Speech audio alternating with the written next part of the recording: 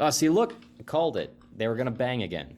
They were indeed. I told you. The rest of this comic is just gonna be him drawing himself banging this chick. I mean, that's always been what it is. Yeah, but now it's slightly creepier because she's supposed to be a real person. At least they're not showing it actively anymore. Anyway, go. Wait, what? They hang on. What episode was that?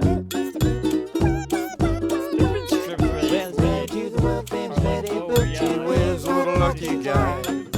So in love might make you puke. She's the apple of his eye. Sit right down, we're gonna give you the scoop with Ryan Pfeiffer and Lord William Carter Lovelace, the 11th. Shamma-lamma ding-dong loop-de-loop. This is the story of a guy named Mr. Boop. You're listening to Being Mr. Boop. Everything's coming up Millhouse. My name is Carter, and I am Mr. Boop.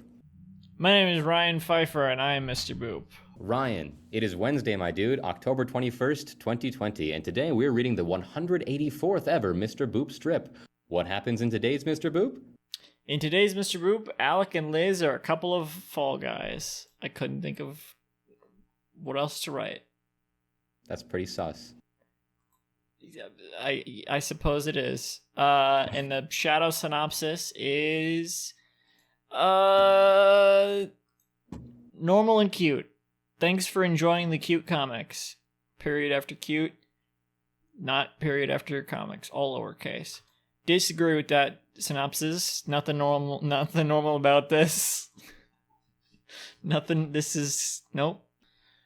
4 panels. Mr. Boop. Panel 1. Like Rob. That's true. Panel 1. Alec and Liz are laying in bed on either 2 pillows or 1 really long pillow. They're naked and staring longingly into each other's eyes, holding hands, clasping hands like that picture of the 2 muscly men. It is like that picture, but Alec has 1. Okay, so they have little hearts floating up from their heads. Yeah, heart flies. It's okay. Which arm of Liz is facing us? It's her right arm, and then it's his left arm. He's holding hers, or facing us. Wait, no, hang on. It's her right, and then it's his. Oh, they're both right. So it's his right hand grabbing her right hand. Okay, and his left. So her right arm is facing us. Yes. And his and her left arm is laying on the bed. Left arm is facing us, but his left arm isn't holding anything. It's just like kind of awkwardly placed above the blanket that's like covering up their nudity. And his right arm is coming out from under the blanket to grab hers. And they're looking into each other's eyes and blushing and smiling softly. And Liz has a speech bubble that's taking up the top part of the panel that says, "God, I'm falling for you hard." And then in the next panel, we get a close-up of Alec's face, and he's drawn his eyes very, very detailed with little eyelashes, and he's drawn this expression of bliss. And I don't think he drew the eyelashes. What? Oh, I guess. Wait. Zoom in. Oh, you can yeah. see little eyelashes on his detailed, is weirdly detailed eyes. He's like he looks like he's in heaven, and he's laying there. His little twink body is shriveled up under the blankets. His nipple slipped out also. He's got 1 nip slip. 3 pixels outside. Yeah, his eye. I think. I mean, what looks so weird about his eyes being so detailed is that his pupils are not colored in. Oh yeah. Or his irises. So he looks like a demon.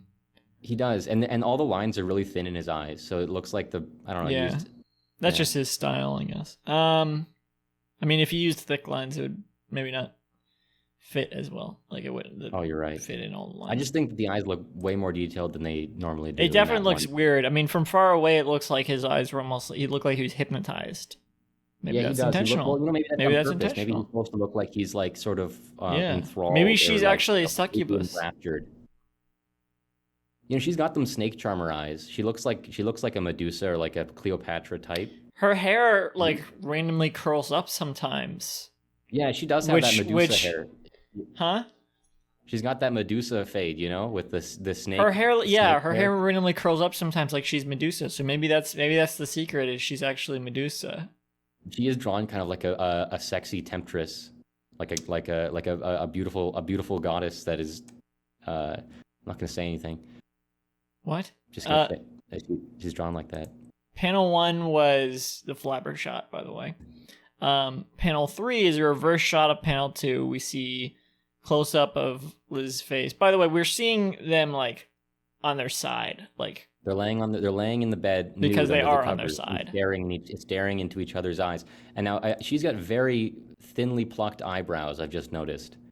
Yeah, she usually does. She's not wearing a bracelet. She took it off, I guess, for the. She lost it in his ass. Sure, maybe. That's my head canon. They're both blushing still. She's not saying anything. There's no more dialogue in this strip. That was it, just in the first panel.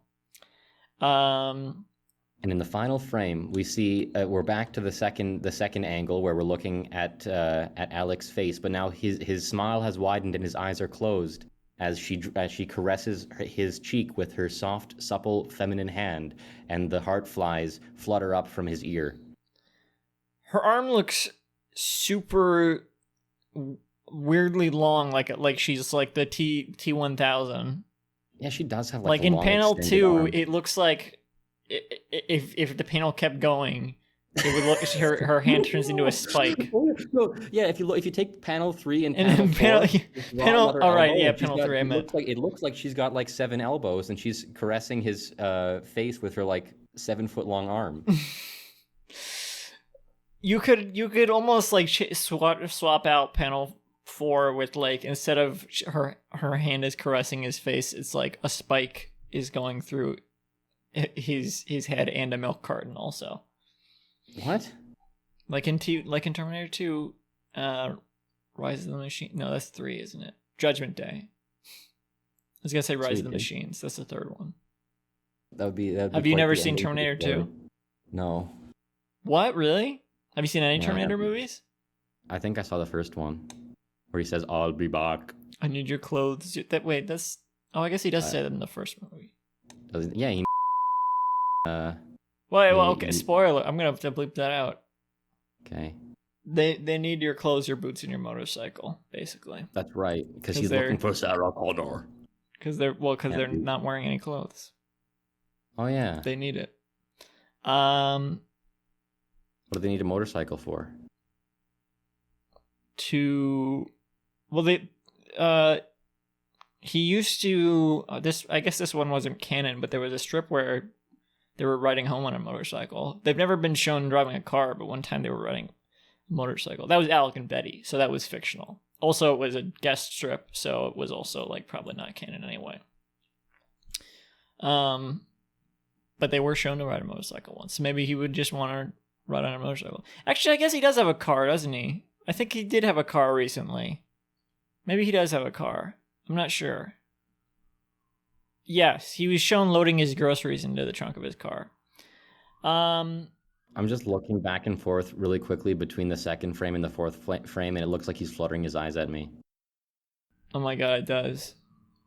Because one frame they're open, another frame they're closed. Also, he wore his glasses in bed again. Yeah, they're gonna be all smudged up and steamy and like covered in, and they're gonna be like bent, and you're gonna need to replace the little teeny tiny screw inside them because she like sat on his face and crushed them or something. Don't wear your glasses in bed, folks. This is not a cute comic or normal. That's what I have to say about that. What do you think about this? What do you think about this comic out of context? You don't know what's going on in this strip, so what do you think about this one comic strip? I think if I didn't know anything that was going on, I'd say that's kind of cute, I guess. Okay. I respect your opinion, I guess. It's just two people cuddling and like staring lovingly at each other. Isn't it weird to see this scene though? Like just with no context whatsoever. Well, isn't this just a weird context exists? You don't need context. You can assume that there are two people. Okay, pretend you're opening up the paper and you see this strip and it's like, well, fine. what the hell is, why am I looking at I wanted to go this? see Garfield or some syndicated comic strip, and I saw this, I'd be a little bit perturbed. I'd be confused why they were showing like this post-coital scene. Yes. But this is an internet comic. Okay, well, either way, you're just seeing it like as a one-off thing. Like they're just, it's just postcode. It's not really a joke to be picked up. There is no punchline. This isn't a funny comic. This is purely just a comic of two people who are falling in love. There is comedy just in his writing, because we noted last week that there was a strip with no dialogue and there really was no comedy whatsoever. But in this strip, there is at least like the weird writing style and the awkwardness of it, the awkwardness of everything going on. But it's like, I could see someone saying that. But it's in the context of, but out of context, there is no comedy really, because it's just like, well, no, out of it's context, just weird. It's not funny. It's just a thing. I would still say it's weird. Out of context, because with no context, like, what is this? Well, with no context, you can look at this and see it's clearly part of a larger story, and then this is a point where they've just made love and they're realizing that they have strong feelings for each other. It's just establishing that. I think the first Mr. Boop comic strip I saw was not the first one. I'm not sure if that's true. I might be making that up. But I didn't realize it was part of a larger story at first. I was just like, what? Okay, I don't know what's going on. Why is Milhouse married to Betty Boop? I don't know what's going on here. Okay, but you wouldn't see this one shared around on its own. Some of those ones that are worth sharing on their own because they're funny one-offs. Maybe I would. Lisa retweets a lot of like out of context things for that Keith Stack comic she reads. Yeah, but this is not one like you wouldn't see this. There's no funny part. There's no punchline. There's no thing that you would say, oh, that's so weird, and then share it. So I don't think this is an example of something. You could just be a fan of the thing. And then retweet it, and then someone goes to that person's Twitter page and they're like, "What? Okay, I don't know what this is." Well, come on, that would happen. I guess, but that's just not a common occurrence. I don't think not for this type of strip. There would be other strips that it would be much more common to see it in the wild. Well, you can end the podcast. All right. So. You've been listening to Being Mr. Boop. What do you get when you cross a podcast with a webcomic? You get... Well, no, we did that last time. Oh my God. What happened? Hang on. Why don't you make up a tagline? With the man and the wife in the top left panel with the bottom right panel to Getty... What? You didn't make that one up. That one was already there. With the man and the wife in the top left panel with the bottom right panel to Getty. What does that mean, Ryan? Someone doesn't listen to Being Jim Davis. You're right. You got me. Okay. You've been listening to Being Mr. Boop. You're going to start over? Yeah. Listen, thanks for watching, folks. You can visit the show's website at www.beingmrboop.com, or for a full catalog of episodes, you can sign up to host a podcast. For more updates, you can follow at Mr. Boop Pod on Twitter. And you can follow me at Carter from SF. Or me at Candyman106. Or at Semi-Sweet Stuffs for everything else I make. Thank you and good night. Sweet.